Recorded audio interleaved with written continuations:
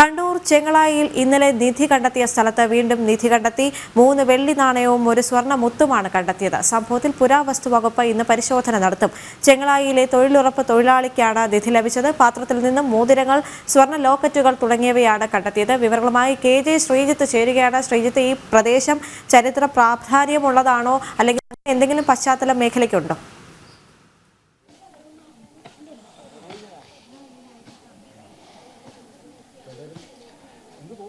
ദേവിക, ഇന്നലെയായിരുന്നു ഈ പുരയിടത്തിൽ നിന്നും, ഈ സ്വകാര്യ വ്യക്തിയുടെ പുരയിടത്തിൽ നിന്നും ഇത്തരത്തിൽ ഈ സ്വർണ്ണ നാണയങ്ങളും അതോടൊപ്പം എല്ലാം നിധിയെല്ലാം കണ്ടെത്തുന്നത്.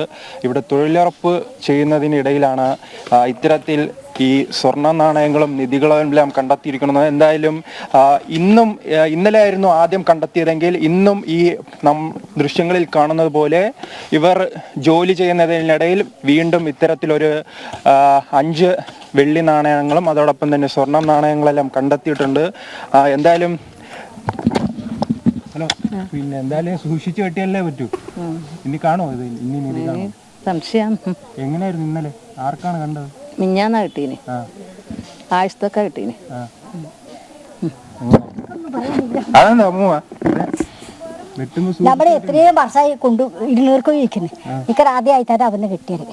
ഇത്തൊക്കെ കിട്ടിയത് ഇത്ത ഇവിടെ വെച്ചോന്നു ഇവന്ന് എടുത്തിട്ട് ഓറെ പെങ്ങളെ വിളിച്ചിട്ട് അങ്ങോട്ട് ആടി. ഇത് 3-4 മണിയായി ഞാൻ കൊടിയെടുക്കാൻ വരുന്നു. ഓറെ കുട കാണായിട്ട് കുട കൊണ്ടിട്ട് ആ മൂട് തുറന്നിട്ട് അങ്ങനെ കിടക്കുന്നുണ്ട്.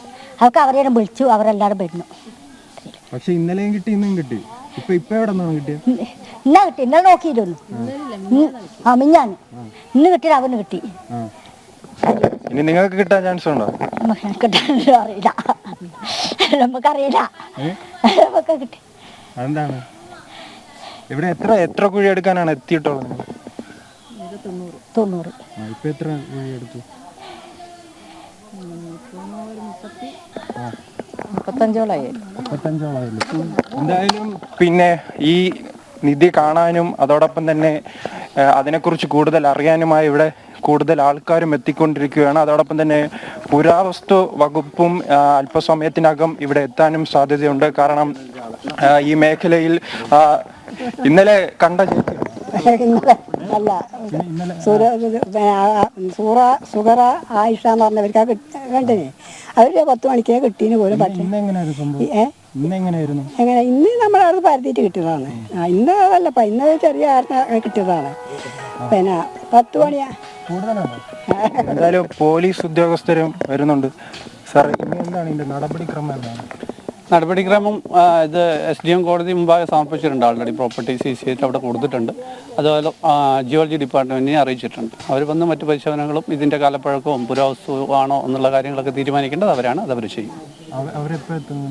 അവരെ അറിയിച്ചിട്ടുണ്ട്. അവരെ ഉടനെ എത്തും തന്നെയാണ് പ്രതീക്ഷിക്കുന്നത്. ഈ ജോലിക്കാരോടത്ത് എന്താണ് പറഞ്ഞിട്ടുള്ളത്? ഇനി ഇതേപോലെ അവർ വീണ്ടും പണി ആരംഭിച്ചിട്ടുണ്ടല്ലോ, അപ്പൊ വീണ്ടും കണ്ടെത്തുകയാണെങ്കിൽ ഇതേപോലുള്ള നടപടി തന്നെ ചെയ്യുന്നതായിരിക്കും. അത് അവർക്ക് അനുവദിച്ചു കിട്ടിയ ജോലിയാണ്, അത് അവർ ചെയ്യുന്നുണ്ട്. മറ്റു വേറെ പ്രശ്നങ്ങളൊന്നുമില്ല. എന്തായാലും ഇന്നലെയും കണ്ടെത്തിയിരിക്കുന്നു. ഇന്നും ഈ പ്രദേശത്ത് നിന്നും ഇത്തരത്തിൽ നിധി കണ്ടെത്തിയിരിക്കുകയാണ്. എന്തായാലും വീണ്ടും ഇവിടെ പണി ആരംഭിച്ചിട്ടുണ്ട്. ഇത്തരത്തിൽ മഴക്കുഴി നിർമ്മിക്കാനുള്ള പണി നിലവിൽ ആരംഭിച്ചിരിക്കുകയാണ്. അതോടൊപ്പം തന്നെ പുരാവസ്തു വകുപ്പിനെയും അറിയിച്ചിട്ടുണ്ട്. ഇന്നലെ വലിയ തോതിലാണ് ഇത്തരത്തിലുള്ള നിധി കണ്ടെത്തെങ്കിൽ ഇന്ന് 5 വെള്ളി നാണയവും അതോടൊപ്പം തന്നെ 1 സ്വർണം നാണയവുമാണ് കണ്ടെത്തിയിട്ടുള്ളത്. എന്തായാലും ഇവിടെ ആൾക്കാരും ജനങ്ങളുമെല്ലാം കൂടുതൽ പേരും കാണാനും വരുന്നുണ്ട്. കാരണം ഇതിന്ന് വലിയ വാർത്തയായിട്ടുണ്ട്. ഇതെന്തായാലും തുടക്കം ആദ്യം കണ്ടെത്തിയപ്പോൾ ഇവർ ഭയപ്പെട്ടിരുന്നു. കാരണം ഈ പ്രദേശത്ത് നിന്നെല്ലാം പൊതുവെ ഈ സ്റ്റീൽ പാത്രങ്ങളിലെല്ലാം ബോംബുകളോ അതോടൊപ്പം തന്നെ കൂടോത്രവുമാണ് കണ്ണൂരിൻ്റെ വിവിധ മേഖലയിൽ നിന്നും കണ്ടെത്തുന്നത്. പക്ഷേ ആദ്യമായി ഇത്തരത്തിലൊരു നിധി കണ്ടെത്തിയിരിക്കുകയാണ്. നിധി കണ്ടെത്തിയതിൽ ആദ്യം ഇവർ ഭയപ്പെട്ടെങ്കിലും തുടർന്ന് ഇവർ പഞ്ചായത്ത് മെമ്പറെ വിവരം അറിയിക്കുകയായിരുന്നു. അതിനുശേഷം പോലീസ് എത്തിയ ശേഷമായിരുന്നു ഇത്തരത്തിൽ പരിശോധന നടത്തി. എന്തായാലും ഇതിപ്പോൾ പുരാവസ്തു വകുപ്പിനെയും അറിയിച്ചിട്ടുണ്ട്. നിലവിൽ ഇന്നലെ കണ്ടെടുത്ത ഈ നിധി അത് കോടതിയിൽ ഹാജരാക്കിയിട്ടുണ്ട്. അതോടൊപ്പം തന്നെ ഈ മേഖലയിൽ ദൃശ്യങ്ങൾ കാണുമ്പോൾ ഇനിയും 50-ലധികം കുഴികൾ ഇവിടെ നിർമ്മിക്കേണ്ട ആവശ്യകതയുണ്ട്. എന്തായാലും ഇതിന്റെ ഉടമ നമ്മോടൊപ്പം ചേരുകയാണ്. ചേട്ടാ, ഈ സ്ഥലം എന്നാണ് വാങ്ങിയത്? ഇത് 10-40 വർഷം മേലെ ഉള്ള സാധനം. ഇതിനെങ്ങനെ ചരിത്ര പ്രാധാന്യം അങ്ങനെ അതിനെ പറ്റിയൊന്നും അറിയില്ല. ഇതെങ്ങനെയാണ് എപ്പോഴാണ് അറിയുന്നത്? ഇത് ഞാൻ മിഞ്ഞാന്ന സംഭവം ഞങ്ങൾ വൈകുന്നേരം അറിയുന്നത്. തൊഴിലുറപ്പിന് കൊടുത്തിരുന്നു സ്ഥലം? കൊടുത്തത്. അതിനുശേഷം അവർ കുഴിക്കുകയായിരുന്നു. അപ്പൊ ചേട്ടന്റെ അവസ്ഥ? അല്ലല്ല, എന്റെ ഭാര്യ കുടുംബ സ്വത്താണ്. അപ്പൊ ഇത് എത്ര വർഷം അവര് 40 വർഷത്തിന് മേലെ ഉണ്ടാവും. കുറച്ച് പഴക്കമുള്ളതാ. എന്തായാലും ആ കുടുംബ എന്നാണ് ഈ വസ്തു എന്നാണ് കിട്ടിയത്? കുടുംബമായിട്ട് കിട്ടിയത്? ഇങ്ങനെ പാരമ്പര്യമായിട്ട്. പിന്നെ ഉമ്മ വാങ്ങിയിട്ടുമുണ്ട് പകുതിയോളം അവരുടെ അടുത്ത് തന്നെ. ഇപ്പൊ എന്തോന്നാണ് ഇപ്പൊ എവിടെ കുഴിച്ചാലും നിധിയാണല്ലോ.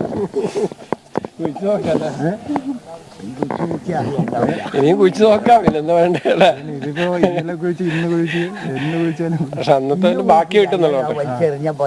എടുത്തു പോയപ്പം വീണ് കിട്ടിയെന്ന് പോലീസുകാർ പറഞ്ഞത്. എന്താണ് അവർ പോലീസ് എന്ന് പറഞ്ഞു? പോലീസ് അവർക്ക് ഒന്നും ചെയ്യാനല്ലോ പറഞ്ഞു. അവരാണ് പുരാവസ്തു ഗവേഷകർക്ക് അവർ കൊടുക്കാന്നല്ല പറഞ്ഞു. അപ്പൊ ഇന്ന് കോടതിയിൽ ഹാജരാക്കുന്ന പേപ്പർ കണ്ടത്. ഇത് എങ്ങനെയായിരിക്കും ചിലപ്പോ ഇത് എവിടെ എത്താന്നുള്ള അതിനൊക്കെ ഒരു ഇതില്ല നമുക്ക്. ഈ പ്രായത്തിൽ ഇതിനു മുമ്പ് എല്ലാം കണ്ടിട്ടുണ്ടോ? ഈ പറഞ്ഞു കേട്ടിട്ടുണ്ട് ഇവിടെ നിധി ഉണ്ടാകും, നിധി ഉണ്ടെന്നും പറഞ്ഞു കേട്ടിട്ടുണ്ട്. പക്ഷെ ഇവിടെ ഉണ്ടെന്നല്ല, ഈ ഭാഗത്തുണ്ട് എന്നുള്ളത് തന്നെയാ. അത് അല്ല പറയാൻ കാരണമുണ്ട്, വെറുതെ പറഞ്ഞതല്ലേ. അയാൾ മരിച്ചുപോയി. പണ്ട് ഈ അഞ്ജനം വെച്ച് നോക്കുക എന്നൊക്കെ പറയുന്നൊരു ഇതുണ്ടായിരുന്നു. അങ്ങനെ വെച്ച് നോക്കിയ ആളൊക്കെ ഈ ഭാഗത്തുണ്ടായിരുന്നു.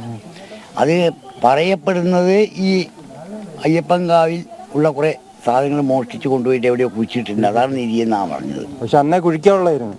കുഴിക്കലൊന്നുമില്ല. അല്ല, അയാൾ ഇല്ല. ഇന്ന സ്ഥലത്താണെന്നറിയോ എവിടെ പോയിട്ടാ കുഴിക്കുക? അതുകൊണ്ട് കാര്യമില്ല, അങ്ങനെയാണ്. അപ്പൊ ഈ ഇത് മോഷ്ടിച്ച് കുഴിച്ചിട്ടതായാണ് പണ്ടത്തെ വിശ്വാസം. അതെ, പണ്ടത്തെ അത്ര വലിയ പഴക്കമുള്ള അല്ല, ചെറിയ കാലയളവിലുള്ള അത് എന്റെയൊക്കെ അറിവിൽ തന്നെ ഇത് പറഞ്ഞിരുന്നു. അപ്പൊ ഈ വസ്തു ആരുടെ കയ്യിലാണ് ആദ്യം വരുന്നത്? ഈ വസ്തു അത് കൃത്യമായിട്ട് അറിയില്ല. ഒരു മുസ്ലിംസിന്റെ ടൈമിലായിരുന്നു. ഒരു അസിനാർ എന്ന് പറഞ്ഞ ആളുടെ, അയാൾ വിലക്കെടുത്താണ്.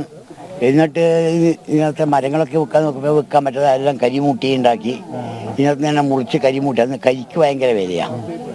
ഈ തീവണ്ടി ഓടിക്കാൻ വരെ കരി വേണ്ടേ, അതുപോലെയുള്ള കരികൾ ഉണ്ടാക്കി എന്നിട്ടാണ് റബ്ബർ വെച്ചത്.